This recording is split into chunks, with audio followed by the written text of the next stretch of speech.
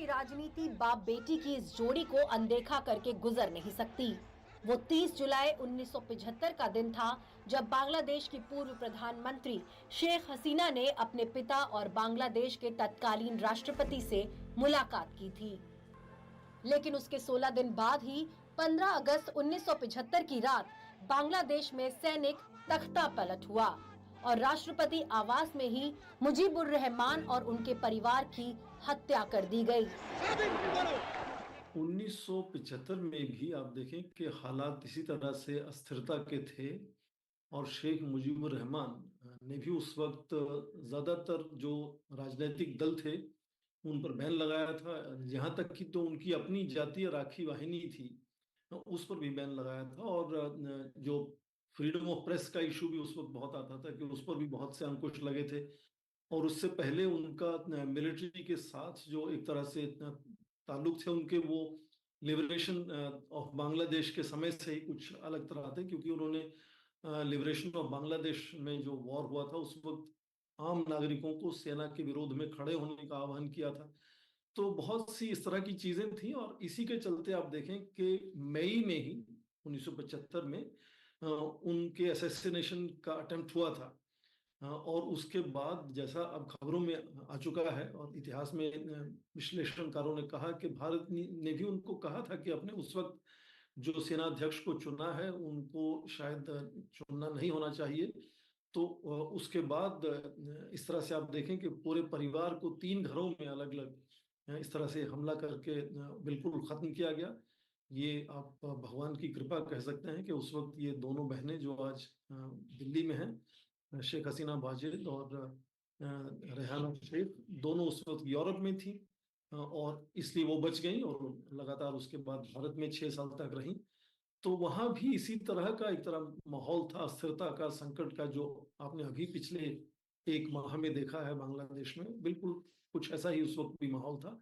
तो भारत के लिए ये एक कह सकते हैं कि अच्छी बात है कि इस बार शेख हसीना को हम भारत में ला पाए और वो सुरक्षित हैं। और भारत ने लगातार उनकी सुरक्षा पर पूरा जोर दिया है कि भारत की जो पूरी कोशिश है कि वो सुरक्षित रहें और जहां भी वो जाना चाहती हैं वहां जा सकती हैं।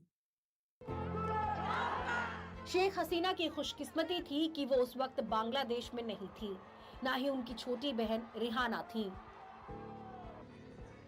दोनों जर्मनी में थी, जहां हसीना के पति न्यूक्लियर साइंटिस्ट थे।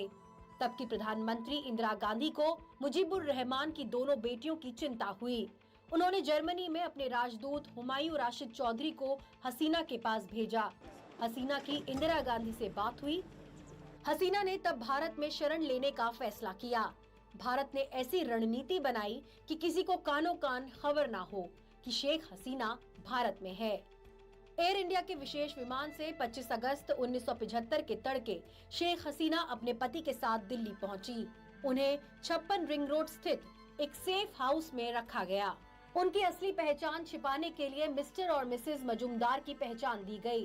कुछ दिनों के बाद शेख हसीना को पंडारा पार्क के सी ब्लॉक स्थित 3 कमरों के एक मकान में शिफ्ट कर दिया गया। वहां सुरक्षा का ऐसा इंतजाम किया गया कि परिंदा भी पर न मार सके। बांग्लादेश की प्रधानमंत्री शेख हसीना को पद से हटाया जा चुका है और शेख हसीना इस वक्त उन्होंने भारत में शरण ले रखी है। लेकिन इससे पहले भी वो मुश्किल के दिनों में भारत आ चुकी हैं। मैं इस वक्त लाजपत नगर के बी ब्लॉक में मौजूद हूं और ये जो आप घर देख रहे हैं, यहाँ पर शेख हसीना जो है वो 1975 के बाद में यहाँ पर तकरीबन जो है वो 3 साल तक यहाँ पर रही हैं।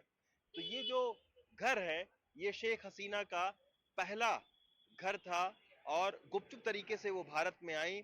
दरअसल शेख हसीना जब 1975 में सेना ने विद्रोह कर दिया और उसके बाद में उनके जो पिता थे शेख मुजीबुर रहमान, उनको जब जो है वो मार दिया गया, तो उसके बाद में जो शेख हसीना हैं और उनकी जो बहन है वो यूरोपियन कंट्री में रहती थी, लेकिन फिर उन्होंने भारत आने का फैसला किया और उनके साथ में शेख हसीना के साथ में उनके जो पति हैं वाजिद, वो भी यहाँ पर आए और उनको भारत सरकार ने गुपचुप तरीके से इस जगह पर उनको रखा था।